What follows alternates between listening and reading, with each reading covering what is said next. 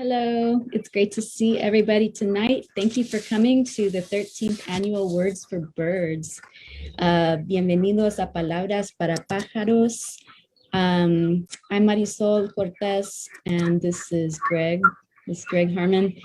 And yeah, we're the co-editors of Deceleration. We're one of the three co-sponsors of this year's Words for Birds. And we'll start in a few minutes with the program. For now, if y'all just want to let us know where you're reading or you're watching from, that would be great. It's in New Jersey. Megha, Sood is from New Jersey. I know Alicia is here in San Antonio. Who else is here? Bernie, Texas, cool. Rachel Jennings here in San Antonio as well. Ooh, Di, your eye makeup is like amazing. Yes. Thank you. Priscilla Keith Kinkle from Austin, Texas. Awesome. San Antonio. I know Dwight Platt is up in Kansas. We have Javier Fuentes from Santa Ana, El Salvador. Welcome. I'm very excited for you to be here. We have Mali and Mobi in San Antonio. Mali says Japan, but she's here too in San Antonio. All right. So let's go ahead and get started. I'm going to open with a little poem for you, and then I'm going to say, I can say more about the event. This is called At the Bird Church. If you watch something long enough with reverence, you will want to write it down, to capture it somehow before it is gone or you are. How the smaller, dun-colored hummers can seem to share a feeder fine, but when arrives the one with black head, bib of white, dull necklace of deep plum that startles violet in sunlight, like amethyst corsage pinned to collar, the others scatter quick, chittering away, like little dolphins of the sky. All right, so welcome again to Words for Birds. This is a celebration and cry for protection of winged relatives, broadcast here on the west side of San Antonio, Texas. And like I said, Deceleration is one of three organizations that is putting Words for Birds together. The other two are Stone in the Stream or Roca en el Rio, Environmental Writers and Artists Group. And then we also have Mitchell Lake Audubon Center, who's going to be doing they're running the tech for tomorrow's event, Sunday at 2 p.m. So check out the reading tomorrow as well, and I'll post a link of where you can sign up to do that. Mitchell Lake is actually where the event is usually held. And if you've been there, you know that it's the city's former sewage sludge pond, and now is an urban nature sanctuary that attracts lots of birds because they like sewage, they like wastewater treatment. And so in that way, it's always been a reading that's not just about birds, but it's always been with birds, among birds, to birds. And so for that reason, the pandemic has posed particular challenges. Last year, we produced a zine instead of having an in-person gathering, and let me, I can post the link there if y'all haven't had a chance to see it. It's free, available digitally online at Deceleration. So check that out if you haven't seen it. This year, we thought we would try an online event, and we actually had such an enthusiastic response to our call for readers that we ended up making two events. We had 25 people sign up to read, so we split those in two. And then so there's this one tonight, and then tomorrow's is at 2, also online. And that one tomorrow is going to be emceed by the fabulous Jim LaVilla Haviland, who is one of the co-founders of Words for Birds. So he'll be there on site at Mitchell Lake, and he'll be hosting and reading as well. In some ways, moving online has been a good thing because we have been able to get folks reading from all over, not just in San Antonio, so that's really cool. And we're also hoping, although it's difficult, I know, that with bandwidth, if you are able to read from outside, from your backyard, your front yard, from the park, wherever you engage with birds, like that would be really cool too. So let's go ahead and get started. To open, I just want to recognize that we do occupy native land. Yaganabuena is the name for the lands around the San Antonio River in the language of the Ixtocna, or the Carrizo Comicrudo tribe of Texas. And Yanahuana is the Spanish pronunciation that's used by those who identify as Coahuiltecos, which is also the Spanish name for the region that was inhabited by hundreds of bands and clans and kinship networks that were here before Spanish colonization. And so I want to open with Masauki, because I want to recognize that the descendants of these peoples are still here with original relationships to the birds native to this place. And so to help us open is Masauki and Guadalupe Lagunes Jimenez, who are here tonight watching. And Masauki is a Coahuilteco elder who was raised near the Alazan Apache creeks on the west side, which are just down the street from where we are. And he's had a relationship with the birds here all his life, and has devoted the last 30 years to studying them and using that knowledge ceremonially as a builder and a fixer of fans used during ceremony to summon the energy of the birds. He's a roadman in the Native American church, and his wife Lupita is also a healer. So this is a prayer that he and Lupita recorded for this event for tonight as an opening, and you'll hear him mention the red-tailed hawk. I think that is what's flying behind me now. Mm-hmm. And that's a bird that you can see right here in San Antonio if you're lucky. I've seen some downtown. I've seen some flying over the river. They're beautiful birds. You'll hear him mention the macaw from farther south in Central America, and then the condor from farther south from South America. And so it's also a prayer that invokes the prophecy of the eagle and the condor, which is a lot of original peoples of this hemisphere say, is this coming of unification of the nations of the North and the South to bring about a new era of indigenous unity and ecological sanity. So may their words and all our words tonight play a tiny part in calling forth this new world that we need. Con respeto, here is Masauki and Guadalupe Lagunes Jimenez.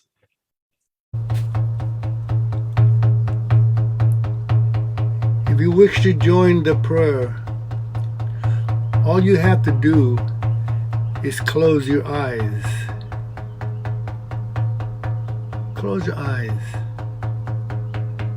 Close your eyes and let the eagle take you.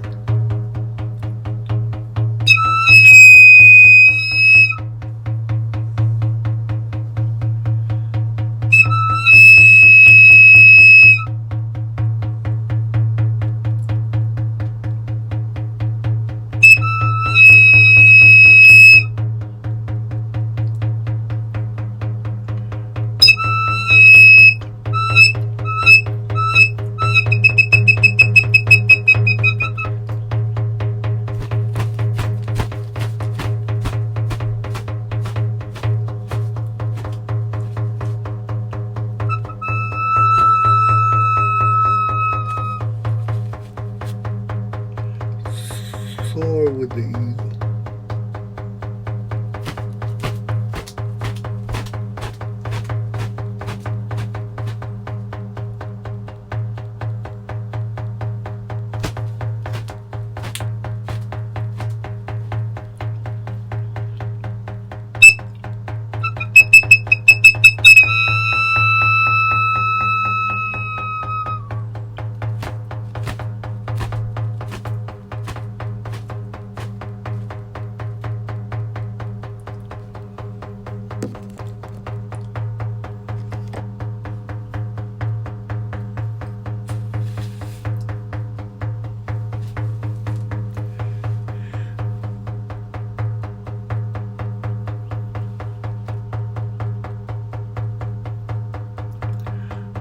We summons your child self. He summons the child within you. For now, he summons the red eagle. We know him and her as the red-tailed hawk.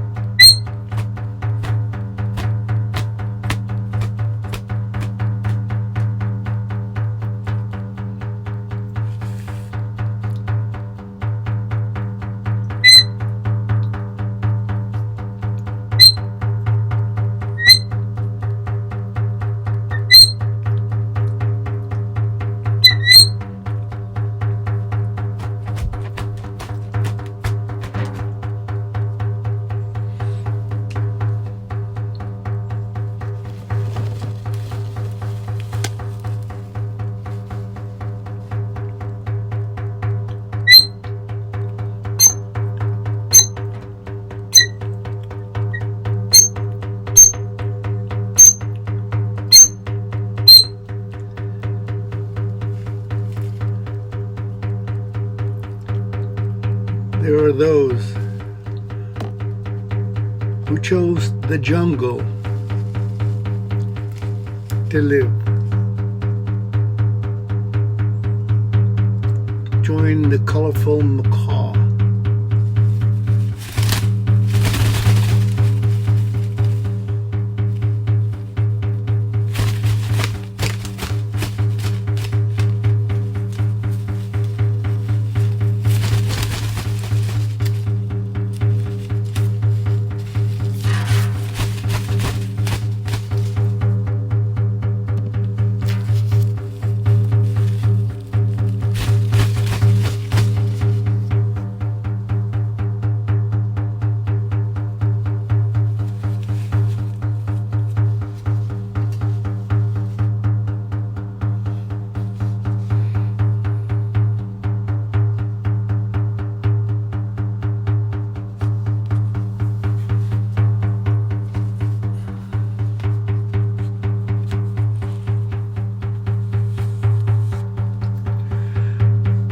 We close this prayer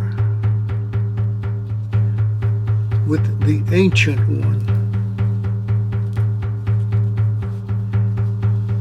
The Ancient One, the Condor.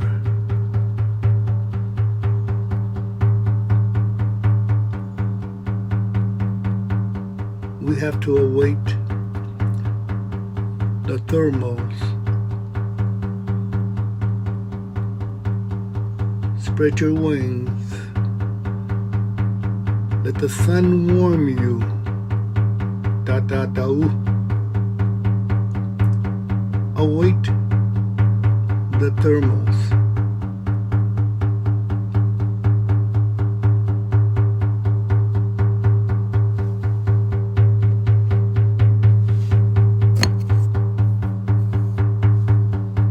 Await the thermals. It is time now. We close with the condor. Soar with the condor. Soar with the condor. He is el pájaro viejo.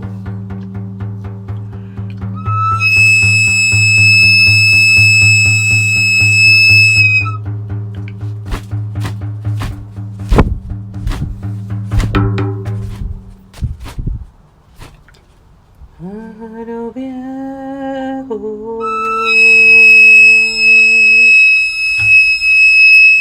pájaro viejo, que cantas, esta tierra te ha visto nacer, Canta, canta, cántame. bird Cántame. that Recuérdame. Sing to me. Sing to me. Recuérdame. Remind me. Que Remind me somos todos hijos del sol. that we're all children of the sun. Que somos todos hijos de Tonantzin. That we're all children of our sacred mother.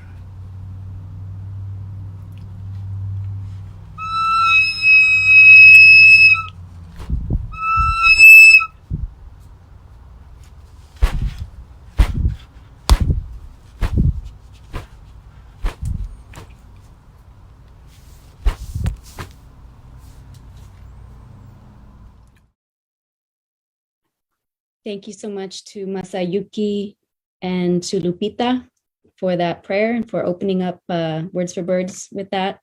Just a way to remind us and to center us. And thank you, Megha, for your comments as well. So yeah, thank you to all. I want to call up to the mic next, Dyhanara Rios. Where are you with your fabulous eye makeup? Hi, everyone. I have 3 feathery poems for you tonight. This first one was published in last year's Words for Birds e-zine that you can still see online on the Deceleration website. This is Whooping Crane. Wrestling in the riparian, a rare whooping crane claims this beach and the coastal plains. This is her land 100 miles wide. Through the sand she strolls with pride. This is her bay to hunt and prey. I cannot say how long she'll stay. This is her home, I saw her nest. I hope she finds some time to rest. The envy of egrets, she stands so tall. I wonder where else she's going this fall. I folded paper cranes to hide love poems within, hoping she'll migrate back to me again.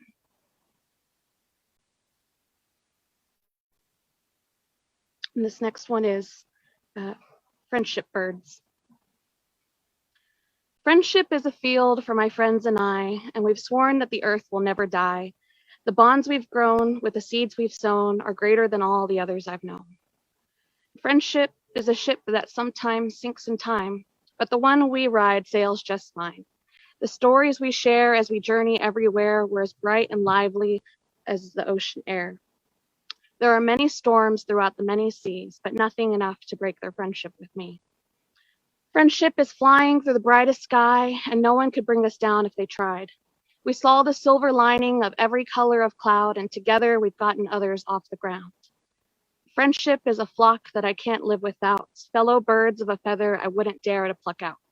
Whether we are on the ground, ocean, or sky, we'll be friends forever as time passes us by. And this last one celebrates and honors another endangered bird. This is the golden-cheeked warbler. Behold in the beauty of a central Texas sunset. Listen for the sound of the golden-cheeked warbler song. If I were that bird, I wonder how I would live if my life were only a few years long. What's it like to take flight and coast with the breeze, only stopping for snacks in the juniper trees? I wonder if a diet of insects would help me cut down on calories. What's it like to take flight without booking through the airlines? What's it like to not to worry about taxes, spreadsheets, or deadlines?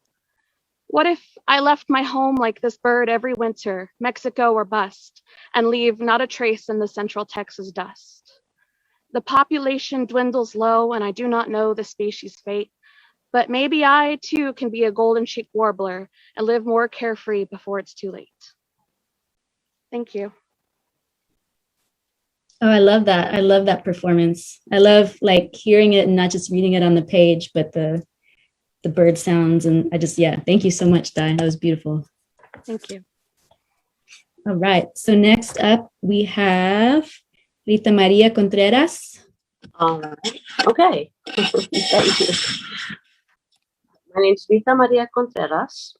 I am a painter, a visual artist, and I have a letter that I wrote to the council persons Ana Sandoval and Councilman Roberto Trevino, which I'm going to read. This was this past February. So, honorable council persons Sandoval and Trevino and staff.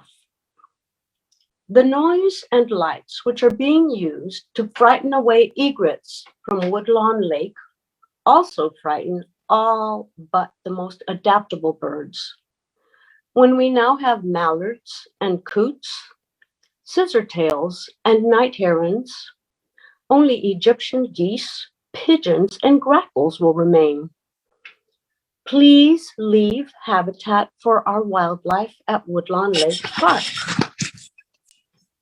The noise, the excessive removal of cattails, the harmful pruning of the largest and lowest branches from cypress trees around the shoreline takes away suitable habitat. Instead, plant native riparian plants, which act as water filters, like cattails. Plant understory trees and shrubs, which provide habitat for cardinals and American redstarts. All these species have been seen at the park over the years. Perhaps the benign neglect of the park was beneficial to wildlife. If pandemic taught us anything, it is that we need the outdoors more than ever. We need green spaces, places that are as wild as an urban area will allow. We can do it. This fair city treats Salado Creek and the San Antonio River corridors as wild places, planting native plants and ridding the area of invasive species. If we want to keep our neighborhood viable and our city as well, we need to clean the lake water and the water in all the watersheds with biofiltration plants and perhaps aerators. We need to allow native wildlife a place to thrive. We can continue to allow Woodlawn Lake to be nothing other than a drainage area for the city, or we can treat it like the wild place it could be, with the right environmentally sound care, not just management, but care. There is room for wildlife and for humans at Woodlawn Lake Park. So I am happy to report that we have since met with Councilwoman Sandoval just this past Saturday, and our group is the Woodlawn Lake Eco Alliance, and we are optimistic that we can have good outcomes for our area and for our city. Thank you all very much. Thank you so much, RitaMaria, and everybody with the Woodlawn Lake Eco Alliance for doing this work. It's been an issue that several people will probably touch on throughout this event of the city harassing migratory birds specifically, but in the process, making all the birds leave the park spaces are important to our neighborhood. So yeah, I'm super excited that you took that action. I'm glad that we could have not only poetry, but also political statements and song and prayer all together, all part of the same protection, that we're calling for. Thank you. Thank you for the opportunity.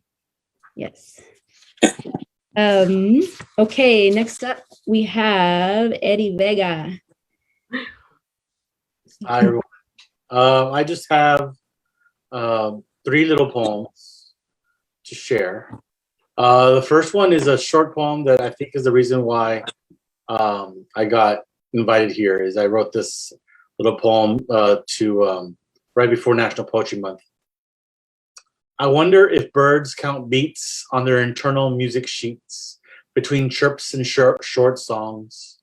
or if they just sing whenever they feel the necessity to express their natural virtuosity all morning long.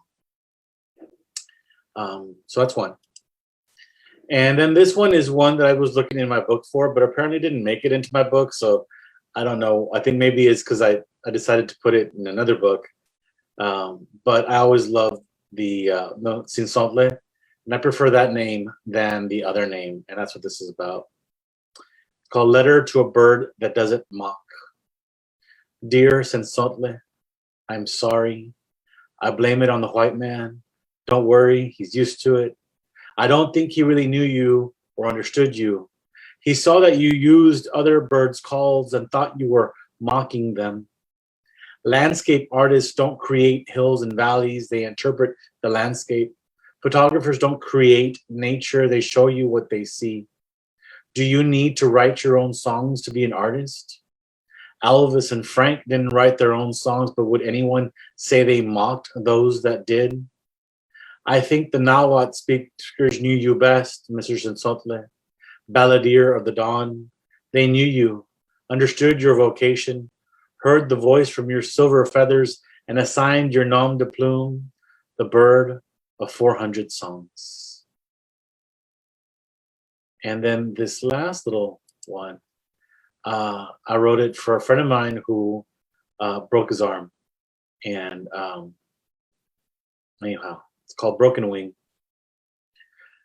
From squawking to strutting, pecking to plucking, and taking occasional flights of fancy, there wasn't a whole lot that bird couldn't do except flip. And it wasn't because he couldn't handle the vulgarity. Instead, an induced lack of agility meant that bird was better at tripping than flipping, so he broke a wing. And broken wings don't get crutches, don't get sympathy, don't get a newfound energy to do anything else but heal. Growing stronger than before, that bird learned a lesson about life, about flipping, about being careful, because in this world, you got to keep yourself from tripping.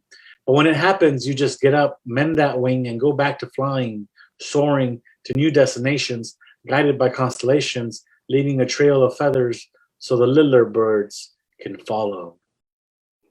Thank you. Awesome, Eddie. Thank you so much. I'm hoping that that second poem is going to come out in a chapbook or a collection soon. That was really badass.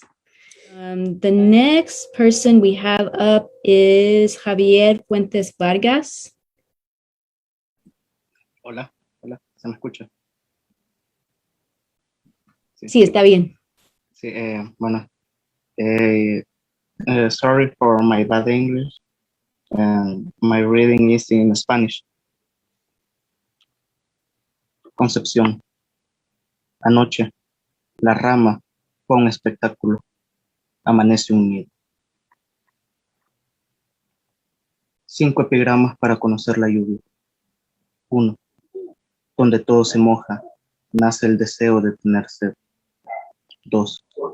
Que no sea sorpresiva la tempestad. Solo bastan las 2 manos de un niño para cunar una tormenta. 3. La lluvia deja un millar de espejos. Sobre todos ellos se ve lo importante, la transición de nuestras vidas. Todo eso que ocurre mientras vamos de un lugar a otro.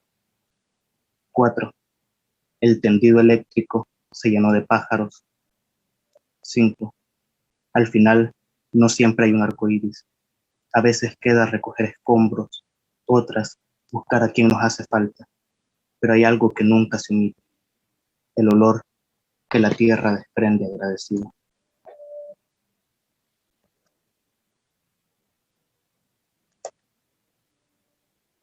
Esta tarde invité a un pájaro a mi casa. Abrí la ventana como quien decide adentrarse a un país desconocido. Encendí las luces para que la noche no ganara terreno desde las esquinas. Ahogué el sueño preguntándome sobre la posibilidad de construir nidos con los escombros de mi casa. Exilio. El exilio es una bestia de 3 cabezas que custodia las puertas de este infierno. Adentro hay una guerra que no me permite amar los caminos de regreso. Desde aquí, solo puedo llorar lágrimas ajenas, comprar años para no regresar muerto, tatuarme la lengua con la palabra infancia y enviar palomas en busca de tu puerta. Decirte que estoy en un lugar donde espero no morir sin conocer el odio. Y para terminar, No Country for Old Men. 1. Busco la plaza, la fuente, el árbol. Eso es lo aparente.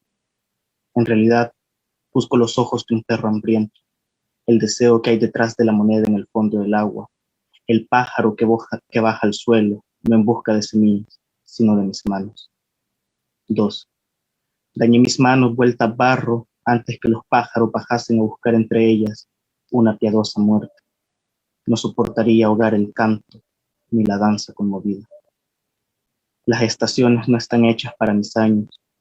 Ya no puedo soñar con la plenitud del vuelo de las palomas, solo con mis manos alrededor de los cuellos, como buscando arrebatar la vacuidad de sus ojos, que me recuerdan tanto la inocencia perdida. La inocencia es lo único que verdaderamente se extraña. Si la vejez no es una nueva infancia, es una calle que transita sin querer la vida, que espera sin querer la muerte. Thank you. Muchas gracias, Javier. That was beautiful. All right, so at this time, we're going to take a little break. Well, not a break, because we're going to watch something really cool. But if you need to stand up and you need to stretch or whatever, we're going to show a PSA. Y'all know Mobi Warren. She actually organized Words for Birds with Jim for many, many years before I stepped in a couple years ago. She's a poet. She's a citizen scientist. She is a climate change activist. She's a mathematician, a math teacher, a retired math teacher. But she also is a storyteller and a puppeteer. And she's been working on a lot of puppets and sketches over the pandemic. And so she did one for an upcoming event called the City Nature Challenge. And so this is some of her work.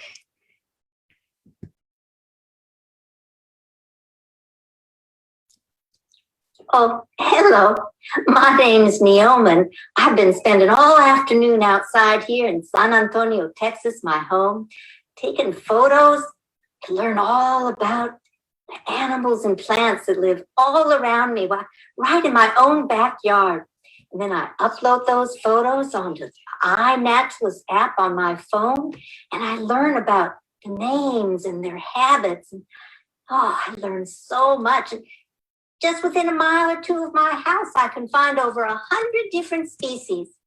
But let me tell you, I'm really getting excited about the CNC coming up again in April.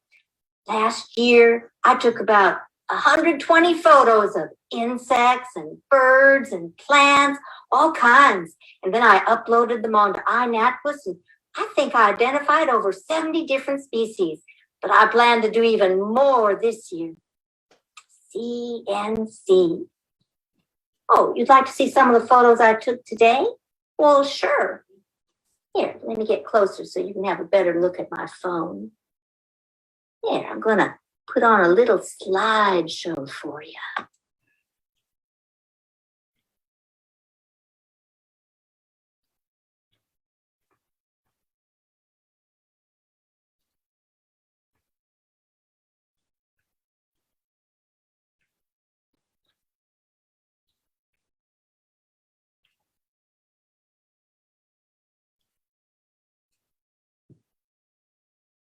Oh, hello, Sleepy Arm.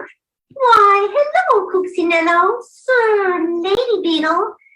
It's a beautiful day, isn't it? Oh, yes, I've found so much nectar. I've been crunching on aphids. Ah, yes, you are not a vegan like me. Did you encounter that human girl that is always out with her camera? I did, and I tried to give her my very best profile so she could get a good photo. Yeah, I tried doing the same. But did you hear? She kept singing a song like, CNC, CNC, I can hardly wait for the CNC. I did. She seemed very excited about it. I know, but what is the CNC? Well, I really don't have any idea. But you know, I was thinking She's a human who loves learning about plants and animals, and she seems especially fond of insects. Yeah, the best, right? So I'm thinking maybe C and C has something to do with plants and animals. Maybe it stands for copper lily, northern mockingbird, coyoteo. C and C. Oh, how about this?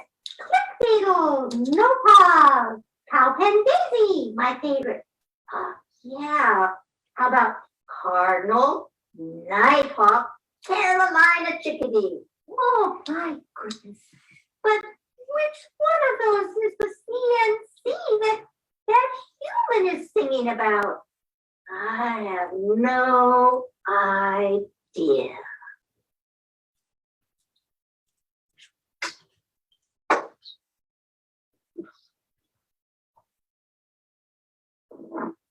Well, did you enjoy my slideshow? You know, sometimes when I'm observing little insects, I almost feel like I can understand what they're saying to each other.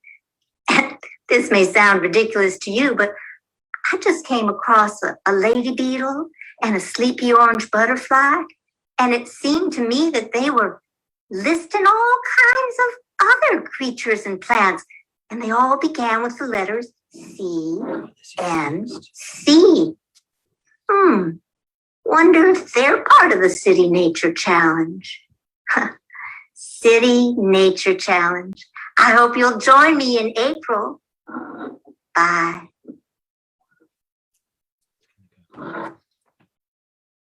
That's so awesome, Mobi.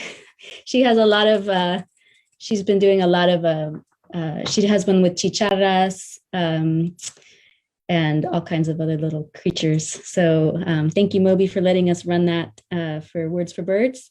And next up, we have Alicia Garlock, who, like RitaMaria, is also somebody who has been an advocate for the migratory birds in San Antonio parks. And so she's going to talk a little bit about some of the issues she's seen and show some of her photography. She's also a photographer. So Alicia, if you could come up, please. Okay, I was all like, my name is Alicia Garlock. I am a citizen scientist, photographer, bird watcher.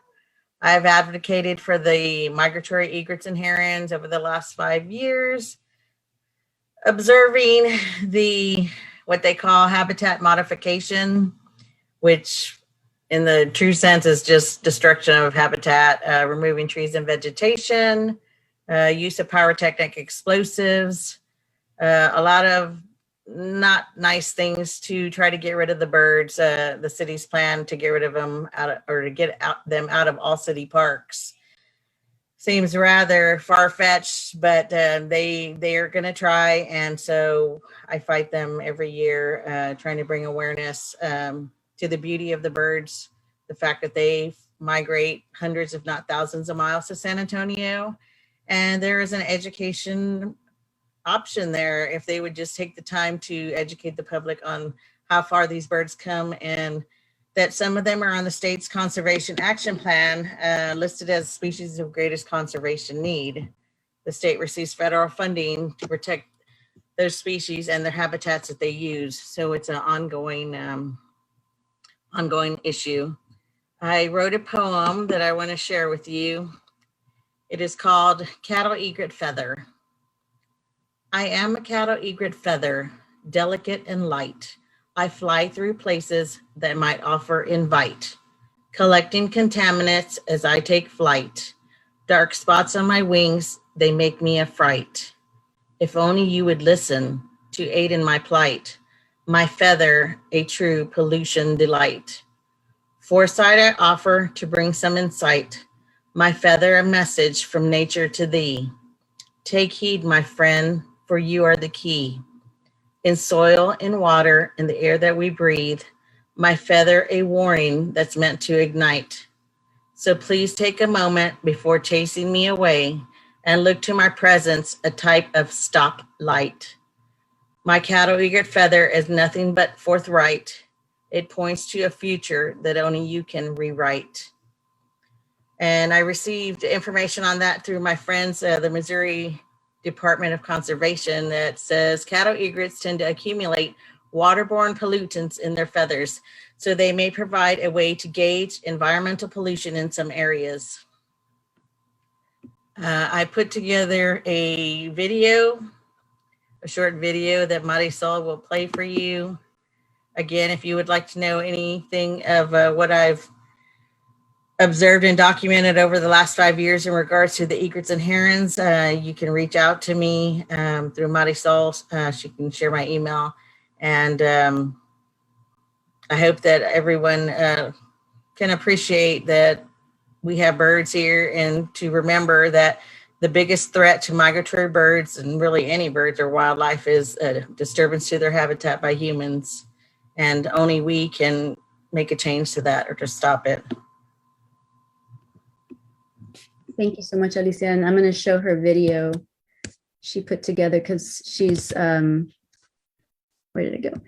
She's a citizen scientist who's been documenting, the numbers of the birds, how many are coming through our parks, the herons, egrets of various kinds. But then she also is a very amazing photographer. And so this is a slideshow that she put together of some of her photography. I love birds. According to Dr. Daniel Cox, birds around the home and nature in general show great promise in preventative health care, making cities healthier, happier places to live. Each spring, egrets and herons migrate here to nest. You can find these along with many other birds throughout the city. These are a few of my favorite photographs.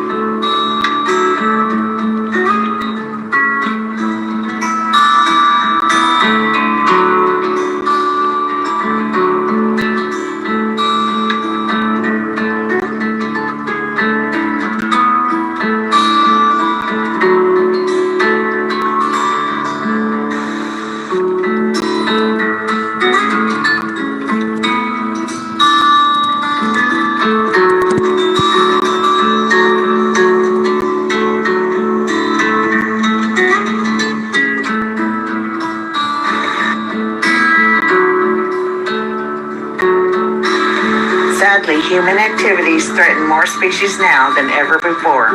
The world is on notice as a major United Nations report shows 1 million species face extinction unless action is taken. Remember, we hold their future in our hands. Get out and enjoy the birds, and thank you. Thank you so much for that, Alicia. So next we have Kamala Platt. Okay, thanks Marisol and Greg and everyone for your wonderful words and images. And this follows very nicely with Alicia's piece, I think. You can imagine some of the birds that she showed you as you're listening to my piece. And well, you can decide whether it's a poem or what, but the title is a question. Y'all can hear me okay? Okay. San Antonio, that's not the question. San Antonio, can we be both military city and bird city? An epigraph from colleague Ben Olguin begins my Words of Birds piece. In his book, Violentologies, Ben describes a revelatory moment during ROTC training. As I took a knee, careful to keep the load balanced, even though all I wanted to do was throw it off, the air immediately thickened with individual bird chirps that soon became a series of lilting sharp whistles, then songs, a whole orchestra of different colored miniature musicians unleashed and ecstatic. I laid silent, weighted down by the metal-framed rucksack, staring up at the bough of pine needles, the reassuring sounds of birds all around. Beautiful. Yeah, this would be beautiful if not for all this shit. Bird Island, named generations back by local community, was the long-time home to a heronry. For decades, it had been an ecological cultural fixture in Elmendorf Lake Park as a nesting ground for migratory egrets, herons, and cormorants. A cypress and other native trees held stick platform nests that were renovated each year. Bonnie, quit. Oh, sorry. I'm sure you can hear the dog. In league with displacement war that only hastens chaotic climate injustices in communities, ecosystems, and habitats worldwide, local plans to eliminate San Antonio's West Side heronry developed by the city's Military Affairs Office and Parks Department and the USDA Wildlife Services were delayed in February 2019 by eggs in a great egret nest. After most birds had fledged, habitat destruction and pyrotechnic gun and noise harassment were carried out beginning in December. Even under pandemic stay-at-home orders, when migratory birds returned in spring 2020, mitigation maneuvers spread to the San Antonio River near the Blue Star. Are you hearing me? Because I'm not seeing my, okay, I'm not seeing my face, but anyway. Bonnie, oh, let me read the poem, okay? I'll let you bark at the end, okay? Sorry. Again this year, habitat has been removed in Brack and noise mitigation signs have gone up at Elmendorf and nearby Woodlawn Lake. The USDA and COSA have a 3-year plan to chase migratory birds from city parks, even as San Antonio has been declared bird-friendly city. I documented Bird Island's final, for now, nesting year and the island denuded of nests and flora in an art piece exhibited in Emotional Numbness, the Impact of War on the Human Psyche and Ecosystems, an exhibit in Tehran, Iran, and online, sponsored by the Women Eco Artists Dialogue, or WEED. Thus, I have been thinking about the significance of emotional numbness in the wake of war. In San Antonio's activist circles and neighborhoods, a kind of numbness exists, not paralysis because we are still in rapid motion, rather a numbness that protects against the debilitation but does not allow for much resolution or healing. In Mexican-American literature, Place of Herons is where the people who migrated to Mexico City came from. Hence, for many of us, Bird Island accentuates the cross-continental ecocultural connections we share with Mexico. Showing San Antonio's egret summer pachanga photo in Tehran made my dismay at U.S. war-making more intimate.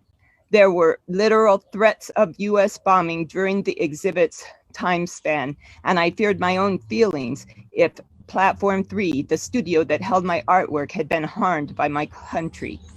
Bird Island's demise exists in the crosshairs of diminished transparency, accountability, and disrespect, legacies of a colonialist-dominated past and harbingers of future climate chaos and environmental injustices to come, despite hard work by activists and buena gente.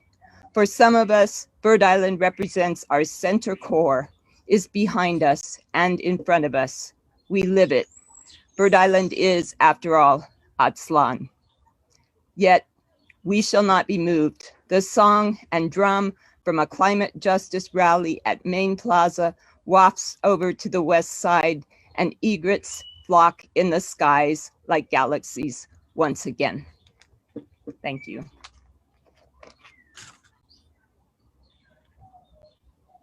Thank you so much, Kamala. Always powerful, and I knew I wanted to put you and Alicia together because of the the overlaps of what y'all work on and write about. Thank you. Next, we have Laura Schultz. Laura, are you here? Yes, I am. I am here. Thank you.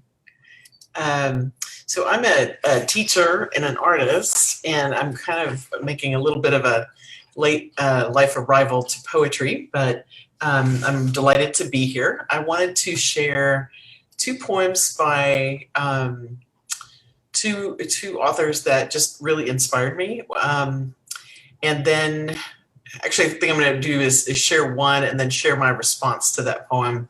Pardon me if it's a little dark, but I think it kind of goes along with the theme here tonight. The poem was originally written by David Wagner, okay? And it was written quite a while ago, but it's called The Author of American Ornithology, Sketches of Bird, Now Extinct. So here we go. When he walked through town, the wing-shot bird he'd hidden inside his coat began to cry like a baby, high and plaintive and loud as the calls he's heard while hunting it in the woods. And goodwives stared and scurried indoors to guard their own from harm. And the innkeeper and the good men in the tavern asked him whether his child was sick, then laughed, slapped knees, and laughed as he unswaddled his prize. His pride and his burden? An ivory-billed woodpecker as big as a crow, still wailing and squealing.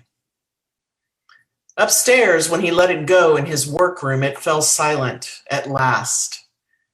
He told at dinner how devoted masters of birds drawing from the life must gather their flocks around them with a rifle and make them live forever inside books. Later, he found his bedstead covered with plaster and the bird clinging beside a hole in the wall, clear through to already splintered weatherboards and the sky beyond. While he tied one of its legs to a table leg, it started wailing again. And it went on wailing as if towards cypress groves, while the artist drew and tinted on fine vellum its red cockade, gray claws, and sepia eyes, from which a white edge flowed to the lame wing like light flying and ended there in blackness. He drew and studied for days, eating and dreaming fitfully through the dancing and loud drumming of an ivory bill that refused pecans and beetles, chestnuts, and sweet sour fruit of magnolias, riddling his table, slashing his fingers, wailing. He watched it die, he said, with great regret. So I read that poem and I felt such incredible sadness over that, having been, like, knowing that so many illustrators from the early 1800s had done such beautiful artwork about birds, but knowing that the birds died as a result of that. So the more I thought about it, the more I started getting pretty angry about it. And so I decided that I was going to write a response, and I kind of had a surrealistic imagined kind of like what it would be like if the woodpecker could have revenge. So I wrote kind of the response to that, and it goes like this. The ivory-billed woodpecker extinguishes Alexander Wilson. When the woodpecker flew over the backyard, the terrified man it had stuffed under its wing began to yowl like an alley cat, scared and angry and loud as the traffic horns heard while flitting around the city. And squirrels, startled, and scurried up the pecan trees to get a front row seat. And the grackles and the mourning doves socializing in the trees asked whether its prey was scared, then cackled, flapped their wings and cackled as he stuffed his prize into the nest. His pride and burden? An ivory-pated man, as big as an ego, still terrified and sobbing. Inside the dim of the nest where he was let go, the man fell silent for a time. The woodpecker hammered at its offspring about how birds must survive and sometimes must gather the flocks together and fight back against guns and traps and the faux immortality of taxidermy and drawings. Later, the woodpecker found the man creeping towards the opening of the nest, squeezing under the rough wood chips, hoping to fall clear through the bark of the branches and land on the ground below. When the woodpecker impaled one of his legs with its beak, the man started sobbing again. And he went on sobbing as if for his mother, while the baby birds learned how to peck at his skin, his pale belly, his useless fingers, and his leaking eyes from which tears flowed to the lame leg like the blood also flowing and ended there in a blackening foot.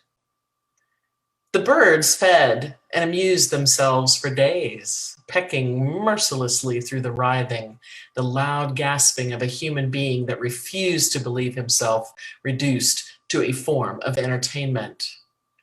Wriggling in the nest, beaks drumming on his fingers, heart bleeding. The birds watched him die with no regret. So I wanted to read one more, and this one's considerably happier.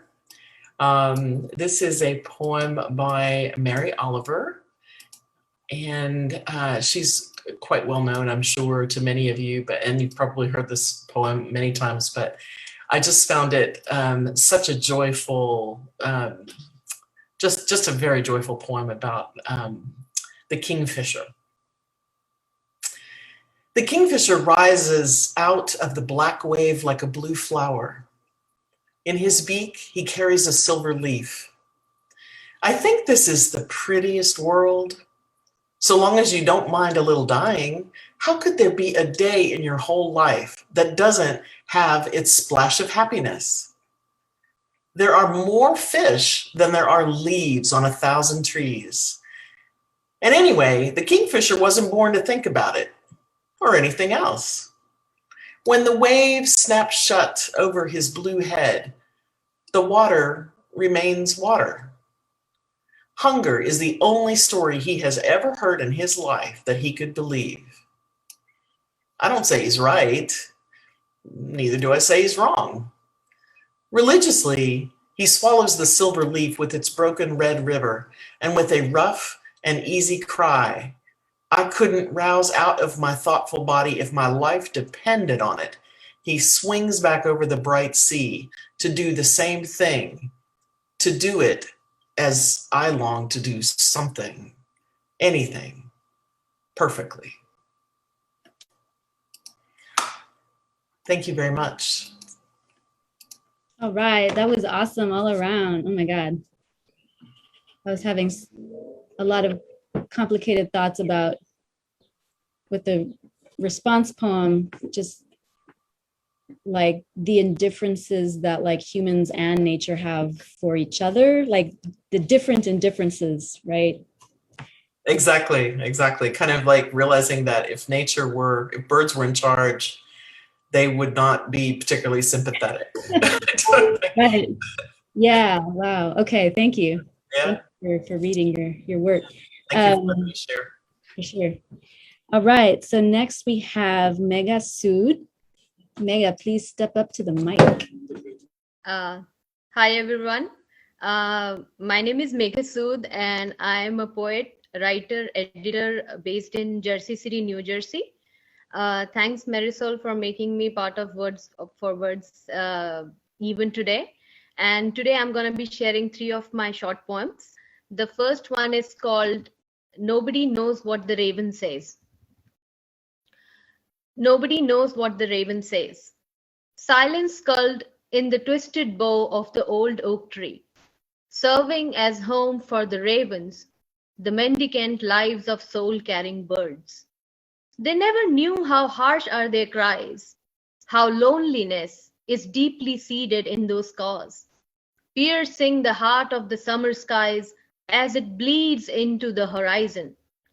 Loneliness cutting through the winds, grazing your skin, losing the tourniquet as the sound passes through your ears, bringing out the pain you never realized you have.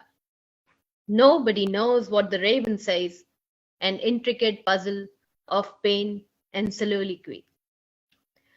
The second poem I'm going to be reading is called Solidarity in Grief. This day is pregnant with the thought of you packing your belongings and going far away. Love doesn't need borders and can't be confined, I always say. And yet here I am, laughing at the atrocity of life, where we nurture this ethereal feeling deep in our crevices, the wedges between our heart glued by love, and we rip it open again and again, pulling the scabs to feel the life, to see the one we love go. And like the cardinal sitting on the frail branches of the tree, pickled with snow, its languid arms soaked in the separation of its last leaf, the bird's heart crimson with pain of the sun dying at dusk, its head lowered, bowed down, almost in genuflection, as I see you go, far, far away. And the last poem I'm going to be reading is from the freshly published anthology Pause, Healing the Earth, and it's by the River Paw Press. And I'm honored to share the space with Robert Pinsky, who is the US Poet Laureate. And the third poem I'm reading is called The Blue Eye of the Magpie. Hope lives in the blue eye of that magpie. Twittering each August, the beliefs dissolve, riding on the molten sun rays. Rubbed by the laughter of the gentle wind, hidden in the thick canopy of the trees, of that mighty oak standing for eons, hiding the pain in its thick branches, where all pain has been knotted in its trunk so deep. Giving sustenance to the tangling vines, embracing the strong arms of the oak, a reflection of hope. A bird's song is broken into million pieces, a lost serenade. The empty nest with the broken egg says it all, and the oak stands mighty tall, a mute spectator. Pain is hidden in the blue eye of that magpie, carried by the broken leaves of the fall. Thank you everyone for listening. Thank you, Megha. That was beautiful. I loved the I had started to write down crimson with pain and the idea of the tree being knotted also with pain, but then the bird song shattering that. That's like amazing. Thank you. And congrats on the anthology. All right. Next up, we have Norma Jean Moore. I am not a poet, and I'm enjoying hearing all this original work. I am a painter, and I love poetry, and many times the titles of my paintings are coming from lines I find in poetry that seem to express the sentiment that I want the painting to bear. I'm going to read also a piece by Mary Oliver, and I was introduced to the American poet Mary Oliver by Mobi Warren, and this poem really spoke to me, and I hope that by reading it I will there will be a seed that will land in someone's heart that will continue to share the poem. So the poem is Wild Geese. You do not have to be good. You do not have to walk on your knees for hours across the desert repenting. You only have to let the soft animal of your body love what it loves. Tell me about your despair, yours, and I will tell you mine. Meanwhile, the world goes on. Meanwhile, the sun and the clear pebbles of rain are moving across the landscapes, across the prairies and the deep trees, the mountains and the rivers. Meanwhile, the wild geese, high in the clean blue air, are heading home again. Whoever you are, no matter how lonely, the world offers itself to your imagination, calls to you like the wild geese, harsh and exciting, over and over announcing your place in the family of things. Thank you, Mary Oliver. That was great. That was a really great reading. You really captured that poem so well. Thank you. Thank you. Yeah. And last, at least on our list, but then I think we have an open mic reader who wants to step up. But next we have Odilia, Galván, Rodríguez. Odilia, are you here? Hi, yes, I'm here. Okay, I have 3 poems. Thank you so much to Marisol and Greg and all the poets who have read and the people who have shared. It's been really beautiful. This one's called The Birds and the Trees. She climbs, touches mesquite sky, spies with eyes, twinkling strong. She finds stars to wish on. In those trees where she's laughed and cried, wrote letters to her heart, where she dreamt her life story and sang strong love songs. Sensontle, little bird who sings big sweet songs to soothe us, bird of 400 voices, you see souls. Nightingale, you sing river songs, you the rock, the water, take us back to ancient times where we can wonder. La Sana, our Tierra Santa, soul voices, love your trees, sing with migratory birds who hold northern tunes. Huizache, tree of mourning doves, who bring peace and soothing, a reminder to forgive so that we can move on. This one's called For the Birds. A cacophony, a loud bird awakening, crashed through my dream's door. Black-winged town criers scare the sun right out of the dawn, compete with the roosters. The neighbor's baby talks by imitating bird coos, content in her nest. Our sanates sit high up in the pecan trees, dreaming siestas. And this one's called The Birds and the Trees. So many mornings of grackles cawing, hope from our mesquite trees, mornings of mesquite trees dropping their long-fingered pods. Ancestors would gather for food, mesquite pods bursting and becoming new seeds for more kneeling trees to bloom. Seeds being carried in mourning dove's beak, a promise of new life. New green plant life carries the same DNA of all Earth's children. We who can fly in our dreams. Freedom is in the wind. Strong South Texas winds call the sensontles to huddle together in the huizaches. Huizache flowers, beauty, an orange storm that lilts in the wind, like all those migratory birds going south. Migratory birds who rest in the ancient oak trees, who share their stories. Oak trees, our are mighty standing ones in all their wisdom and majesty. Thank you.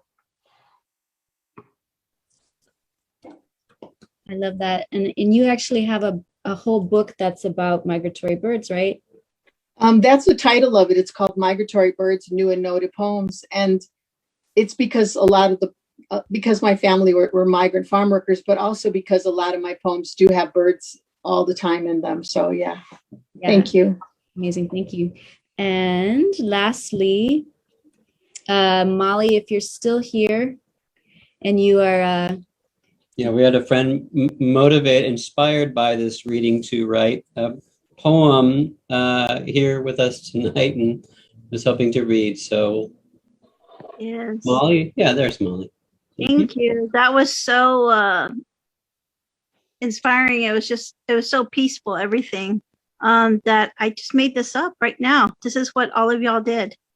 Y'all were just so awesome and great. Okay. The massive vulture birds. I don't know your real names, but all of you are, I don't know your real names. These massive vulture birds sorry. See, y'all are so great. I felt intimidated and I messed up. Okay. The massive vulture birds, I don't know your real names are, but I know when I see you fly in groups of 4 or 5, I know somewhere death is near. So I pause and say a prayer for whatever life is being released to you for lunch or dinner, I suppose. Little red bird with black military style markings. I know when you appear, they say when you appear randomly before me, I know it's the loved ones long past coming down to remind me they are still thinking of me. What a special red bird to be used by people who become angels after life on earth. To the flying rats of Travis Park. You are getting more and more picky with the kind of bird you eat nowadays when I see you all. You don't really eat just anything like people say. I'm so sorry that people shoot stuff in the air to evict you all from your trees. It's the cruel politicians. They seem to not like you. Like they don't like your neighbors living in the streets, because they kick them out too. Next time I see you, I promise I will bring GMO-free bread from Trader Joe's. And to the blackbirds that make that call sounds, my mommy told me when I was little, she knows how you came to be. She told me dinosaurs are not extinct, that all you shrank so small and they fly now. She would tell me, bouncing me on her side, she would say, look, mamita, there they are, the flying blackbird dinosaurs. So now I know your secret. Mommy told me long ago. Please don't be mad at me. I didn't make the Big Bang firebombs end your time on Earth. Bye-bye, blackbird. Love your hair. Sleeky black and so shiny. You must share with me what you use, for my own hair is so dry. That's it. So. Sorry, it took us a long time to unmute. That was awesome, Molly. Thank you so much. I love the grackles, and I feel bad for the grackles too, even though I know they're whatever the problems are with them. But so thank you for the shout out to the flying rats of Travis Park. And so that's it. Are you ready to wrap? Yeah, this has been a really amazing reading. I'm so honored that you signed up to read and that you shared your genius and your talent and your beauty and your love for the birds and for the earth, whichever part of the planet you reside in, with us and with everybody in San Antonio and beyond. So thank you. And come back tomorrow if you want to hear more poetry, more words for birds. We'll be coming back at 2 p.m. tomorrow. Thank you so much, everybody. Have a beautiful evening.